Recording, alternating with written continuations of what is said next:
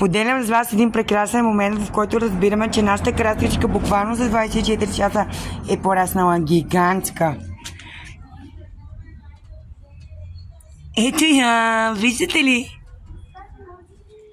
Колко е голяма. Не мога да повярвам.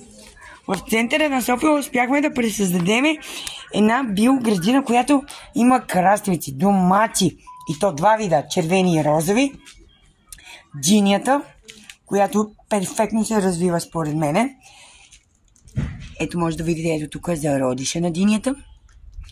И естествено джорджанче за, както обичам да казвам, за бобеца. И една палма, която всъщност спасихме. И тя леко по лека се възстановява. Разбира се, цветленце за разкош.